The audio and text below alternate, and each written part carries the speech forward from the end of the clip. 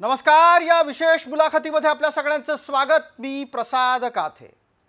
कार्यक्रमाच्या सुरुवातीला आधी सगळ्यांना होलिकोत्सवाच्या हार्दिक शुभेच्छा।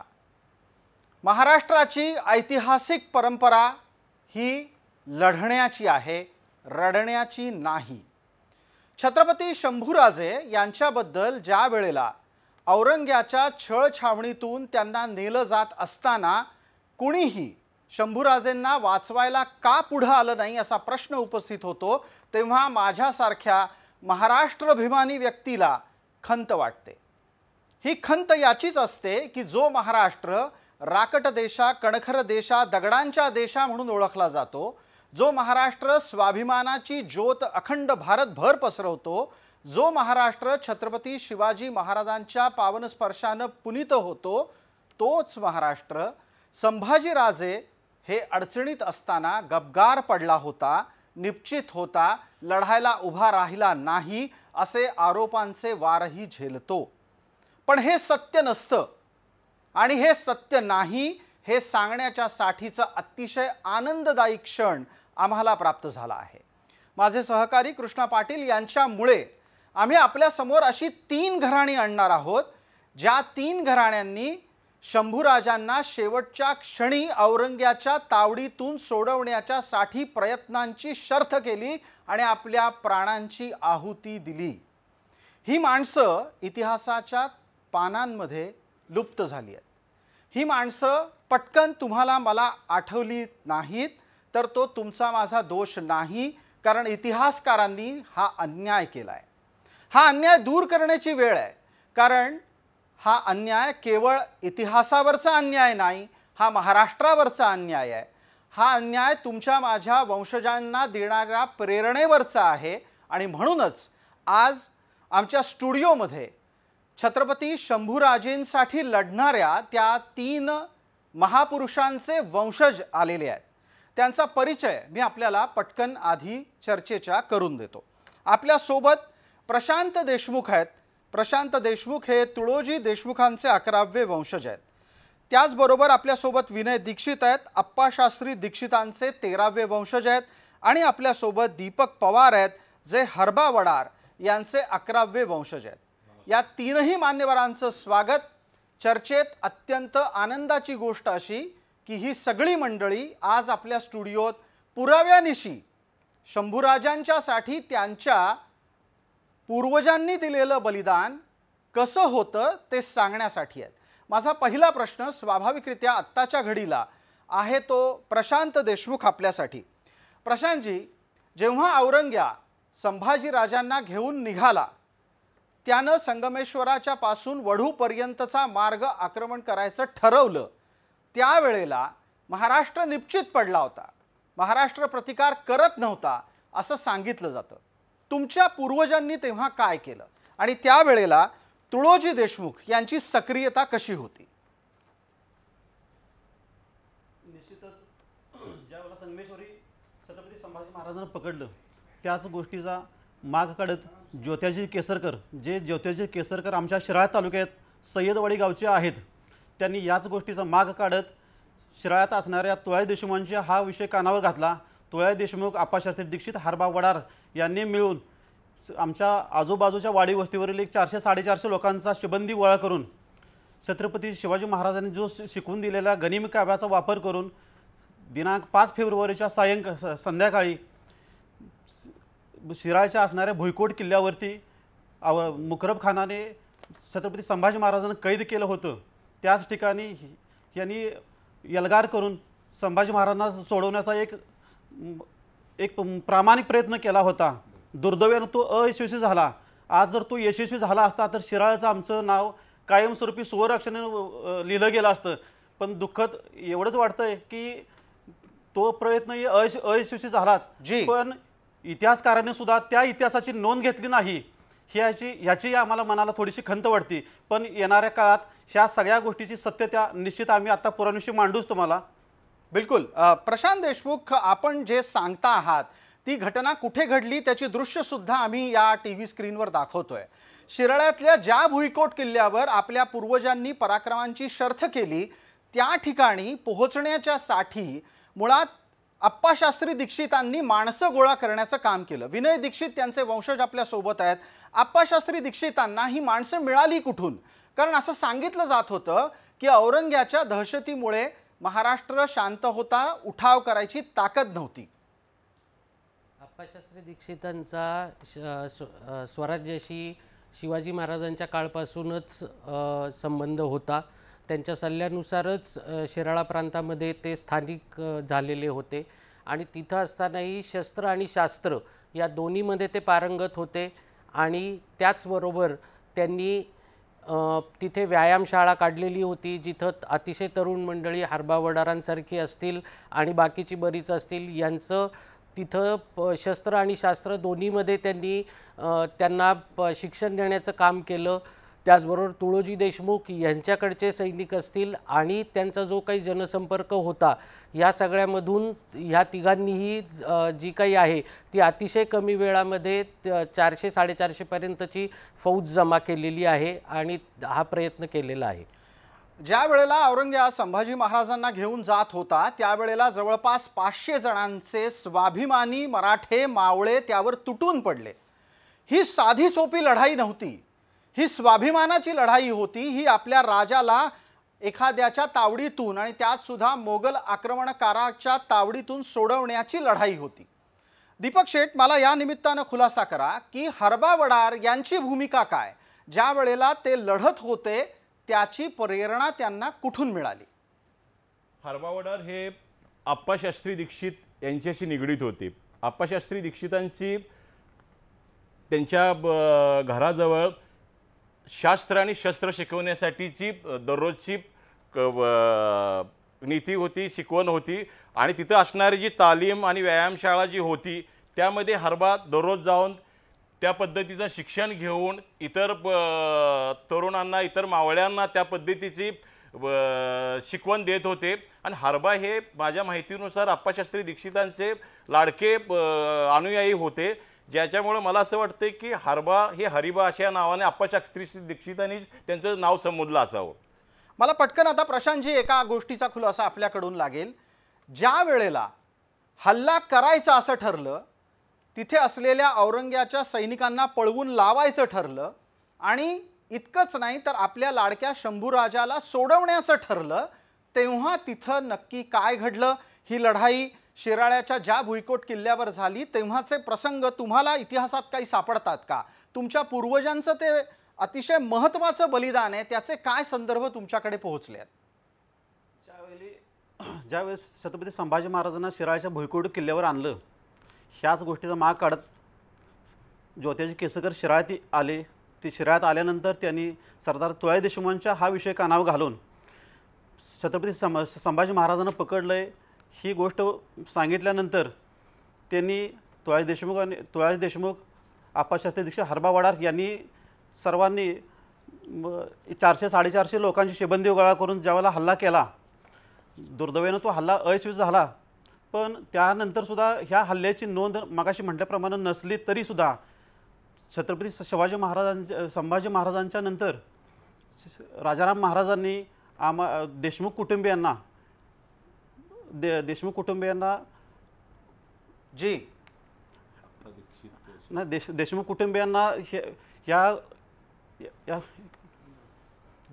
आपण बोलताना पण आपला आवाज जड झालाय, यातूनच तुम्हाला लक्षात येत असेल की ही गोष्ट सांगणं हे सुद्धा किती भावनिक असू शकतं.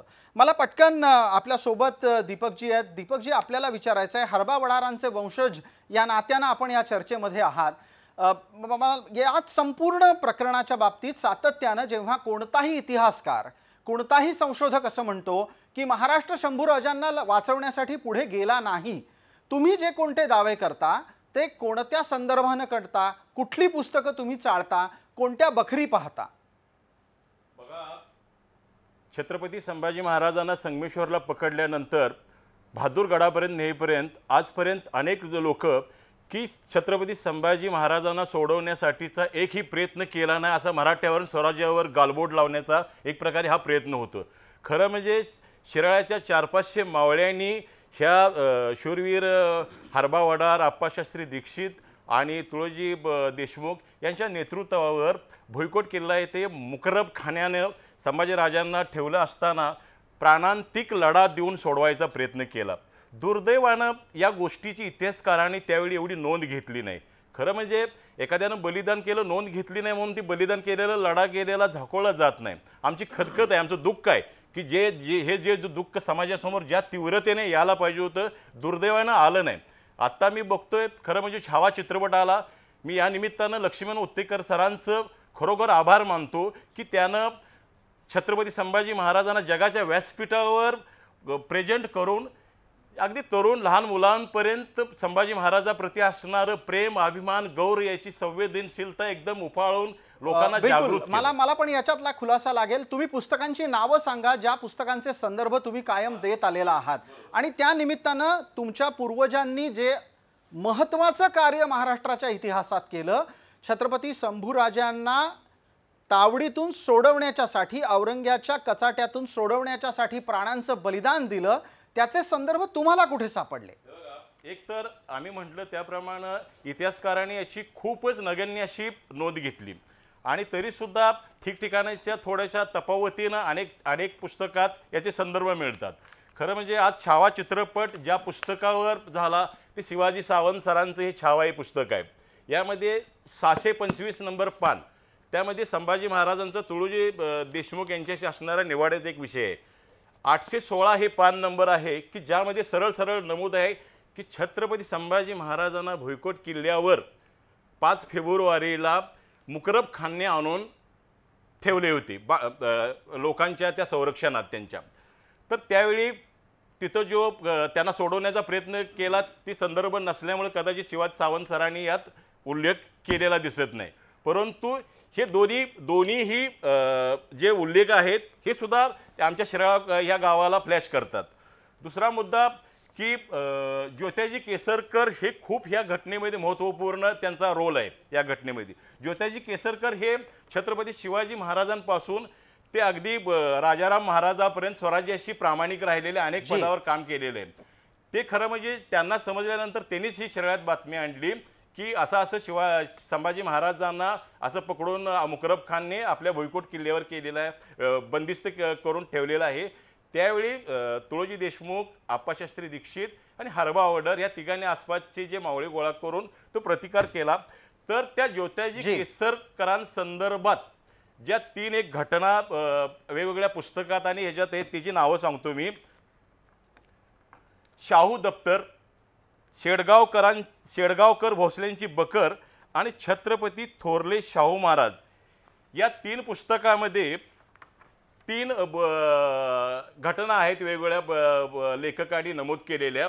त्यात एवढंच असं नमूद आहे की ज्योत्याजी केसरकरांनी शिराळ्यात जाऊन 32 शिराळ्यात जाऊन तिथले शेकडो मावळे घेऊन छत्रपती संभाजी महाराजांना सोडवायचा प्रयत्न केला. बाकी सगळे मावळे तिथे शहीद झाले, त्यांचं बलिदान झालं. ज्योत्याजी केसरकर जखमी होऊन तिथून निघून गेले. म्हणजे शिराळा गाव हे या गोष्टीतून चित्रात येतं. बिलकुल. मला मग आता पुढचा खुलासा लागेल तो प्रशांतजी आपल्याकडून.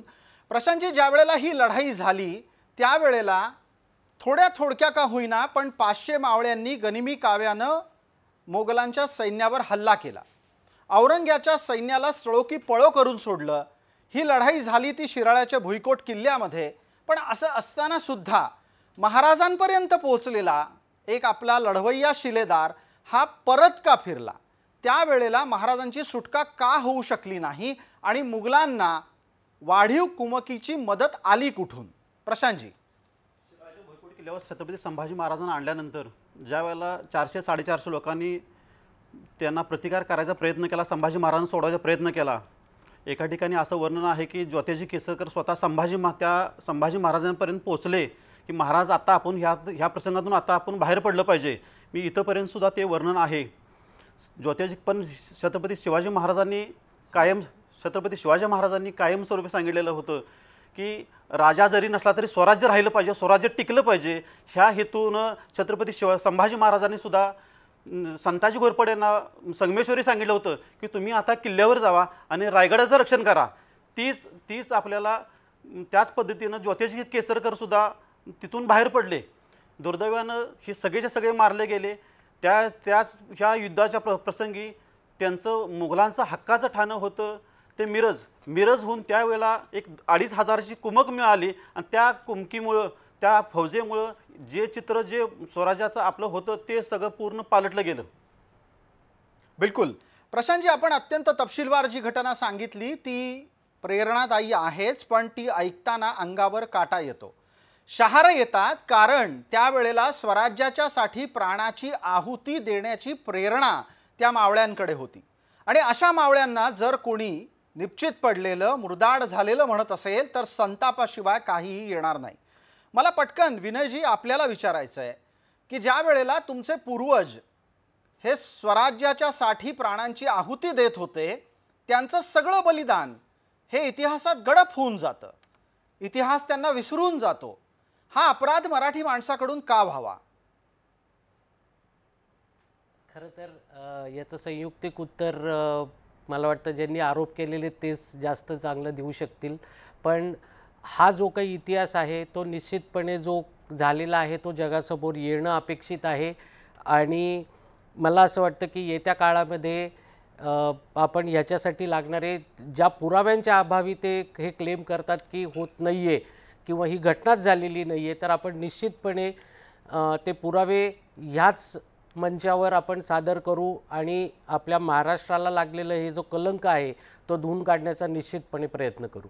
बिलकुल दीपकजींपर्यंत पोहोचूयात. या चर्चेतला एक महत्त्वाचा टप्पा असा येतो की तुम्ही तुमच्याकडून सातत्यानं शिराळ्याची ही शौर्यगाथा, शिराळ्यातल्या तुमच्या पूर्वजांचं योगदान हे सांगण्याचा प्रयत्न तरुणांपर्यंत करता का? कारण शंभूराजांना ज्या पद्धतीनं हाल करून मारलं गेलं, धर्म घेतला नाही म्हणून मारलं गेलं, आणि ते सुद्धा कुणाकडून तर एका अत्यंत क्रूरकर्म्या इस्लामी शासक औरंग्याकडून, त्याच्या समोर तुम्ही उभे ठाकलात.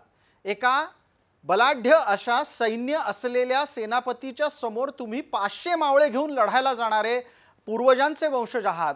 ही अत्यंत अभिमानाची बाब आहे. ही नुसती अभिमानाची नाही आहे, तर इथं असलेल्या या तीनही मंडळींच्यासाठी आपल्या हृदयामध्ये सातत्यानं आदरभाव असला पाहिजे, कारण ही त्यांची वंशज मंडळी आहेत ज्यांनी महाराष्ट्राची स्वाभिमानाची ज्योत तेवत ठेवलेली आहे. मला पटकन तुम्ही दीपकराव खुलासा करा की ही सगळी गोष्ट पिढ्यानपिढ्या, आता तुम्ही तर 11वे 13वे वंशजपर्यंत पोहोचता, या पुढच्या पिढ्यांपर्यंत कशी न्यायची? बरोबर, खूप चांगला प्रश्न विचारला. एक तर मी म्हणल्याप्रमाणे हा इतिहास खरं म्हणजे ज्या प्रकर्षानं ज्या तीव्रतेनं समाजसमोर आला नाही तो खूप दुर्दैव आहे. त्यामुळे महाराष्ट्राच्या स्वराज्याला, मराठ्याला एक गालबोट लागलं की छत्रपती संभाजी महाराजांना सोडवायचा प्रयत्न केला नाही. आणि खरं म्हणजे हा विषय गाडला गेल्यामुळं तसा संतच होता. खरं सांगतो, अलीकडच्या काळात थोडंसं आमच्या शिराळ्यामध्ये आमचे प्रशांतराव देशमुख यांच्या पुढाकारानं खरं म्हणजे शौर्य दिन साजरा करण्याची काही दिवसापासूनची परंपरा सुरू केली. आता या येणाऱ्या दिवसात आमचे जे शिराळ्याचे माजी आमदार आहेत मानसिंगराव नाईक भाऊ यांनी खरं म्हणजे या विषयाला न्याय देण्याच्या दृष्टिकोनातून, या शूरवीरांचा, या बलिदान केल्यांच्या मावळ्यांचा सन्मान करायच्या दृष्टिकोनातून तिथं छत्रपती संभाजी महाराजांचं स्मारक मंजूर करून आणलं. त्याला 25 कोटी निधी मागच्या गव्हर्नमेंटने दिलेला आहे. मला खरं ह्या निमित्तानं मला लोकांना सांगायचं आहे की आम्ही तोकडे पडतोय पुढच्या पिढींसमोर आम्ही हा प्रेरक इतिहास सांगायला. खरं म्हणजे मला असं वाटतंय की प्रशासनानं सुद्धा तशी त्या पद्धतीने एवढी काय ह्या गोष्टीची दखल घेऊन पुढे नेण्याचा प्रयत्न केला नाही. माझं एक या पद्धतीने एक आव्हान विनंती आहे की हा इतिहास, प्रेरक असा इतिहास की मराठ्यांनी कुठं प्रयत्न केले नाही, हा जे लागलेला गालबोट पुसून काढण्यासाठी येणाऱ्या पिढीला हा इतिहास सांगण्यासाठी प्रत्येक शाळेत थोडंसं शिकवलं जावं.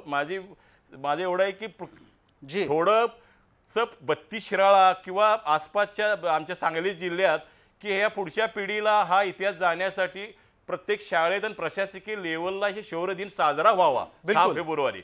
आणि येणाऱ्या पिढीला की बाबा अशी शिराळ्यात हा लढा झाला होता, आपल्या शिराळा तालुक्यातल्या शिराळा गावातल्या शूरवीरांनी मावळ्यांनी छत्रपती संभाजी महाराजांसाठी प्राण असे नोच्यावर केले होते. मला या चर्चेला पुढे नेत असताना मग आता प्रशांतजी एक अत्यंत महत्त्वाचा आणि त्यातला जो टर्निंग पॉइंट आहे या संपूर्ण घटनाक्रमातला तो विचारायचा आहे. तुम्ही स्वतः लक्षात घेतलं असेल, महाराजांना संगमेश्वर ते वढूचा प्रवास हा अत्यंत हालाखीच्या परिस्थितीमध्ये करावा लागला. शंभूराजांना ज्या वेळेला या मार्गावरून नेलं ती वाट आजही अनेक ठिकाणी घनदाट जंगलाची आहे। या घनदाट जंगलामध्ये मोगल, खास करून औरंग्याचे सैनिक हे जाऊ शकतात। ज्या वाटा त्यांना माहीत असणं शक्यच नाही, या वाटा त्यांना सांगितल्या कुणी? हे फंद फितुरीनं घात केला आणि फंद फितुरीच्या घातामुळेच संभाजी महाराजांना संगमेश्वरी कैद केलं। आज रोजी जरी बघितलं तर त्यावेळेचा तो चंदेल मार्ग, म्हणजे आज रोजी आपण त्याला चांदोईला अभयारण्य म्हणतो। आज काळाकुट्ट अंधार, दिवसासुद्धा अंधार पडेल, दिवसासुद्धा जमिनीवर सूर्यप्रकाश पडणार नाही, एवढा पूर्ण घनदाट जंगलाचा प्रदेश। आणि तोच प्रदेशाची वाट मुकरब खानाला कशी मिळाली, कशी सापडली, ह्याचा हा सुद्धा एक उत्सुकाचा विषय आहे। मुकरब खानाने ज्या वेळेला संभाजी महाराजांना कैद करून एक तर कराडवरून असणारा एक मार्ग, सोपा मार्ग, पण कराडवरून गेल्यानंतर पुढे धोका निर्माण होण्याची शक्यता ही संभावते, म्हणून त्यांनी शिराळा मार्गे पुढे बागनी मार्गे त्यानं मिरज गेल्यानंतर आपण हक्कानं तिथंपर्यंत जातो। मिरजमध्ये जर एक वेळेला आपण मिरजमध्ये जर पोचलो तर परत आपल्याला धोका निर्माण होणार नाही याची पूर्ण कल्पना होती, म्हणून त्यानं शिराळा मार्गे आणि पण फंद फितुरीच्या मार्गानंच हा प्रकार घडला असावा। प्रशांतजी, आपण जो फंद फितुरीचा मुद्दा उपस्थित केलात, निश्चितच हा सुद्धा महाराष्ट्राच्या इतिहासातला एक महत्त्वाचा भाग आहे आणि जो नाकारून चालणार नाही। दीपकराव, या फंद फितुरीच्या मुळे आपलं केवढं मोठं नुकसान झालेलं आहे याची थोडी तरी कल्पना आणि किमान थोडी तरी लाज कुणाला असेल? खरं म्हणजे खूप संवेदनशील विषय हा।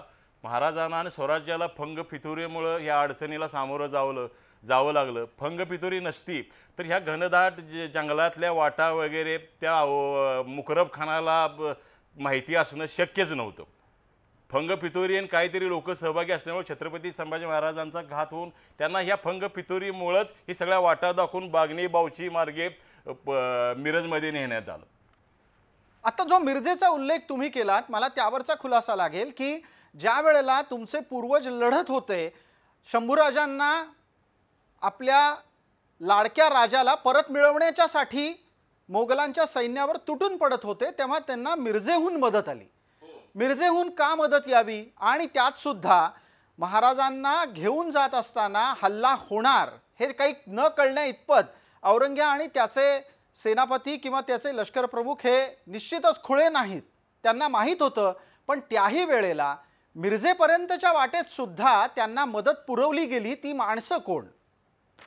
खरं म्हणजे मिरजेला जो भुईकोट किल्ला आहे तो औरंगजेबच्या ताब्यात होता आणि तिथं त्यांची सैन्याची कुमक होती। आणि ज्यावेळी खरं म्हणजे शिराळाचे वीर शूर मावळे संभाजी महाराजांना सोडवायच्या इतिहासापर्यंत गेले होते, परंतु 2500 जी फौज आली मिरजेची, म्हणजे ते सगळ्यात पूर्ण तयारीत होते नाही का। असं अचानक म्हणजे लगेच थोड्या वेळात येणं बिणं म्हणजे ही सगळी पूर्ण तयारी होती। कुठं जरी संभाजी महाराजांना सोडवायचा प्रयत्न केला तर त्या ठिकाणी येऊन ते मुघलांचे सैन्य येऊन त्याचा पाडाव करावा अशा दृष्टिकोनातून।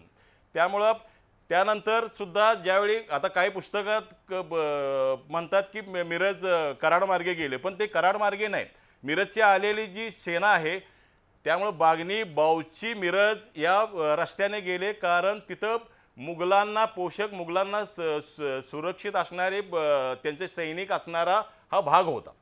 बिलकुल, म्हणजे थोडक्यात त्याही वेळेला मुघलांच्या सैनिकांना रसद पुरवणारी मंडळी ही याच महाराष्ट्र भूमीमध्ये होती आणि दुर्दैवानं त्याचा परिणाम हा शंभूराजांच्या बलिदानावर झाला। हा कार्यक्रम आम्ही आपल्यापर्यंत आणला तो इतिहासातल्या एका पुसलेल्या पानाला पुन्हा एकदा स्वच्छ करून आणि स्पष्टपणे ठळकपणे नोंदवण्याच्यासाठी।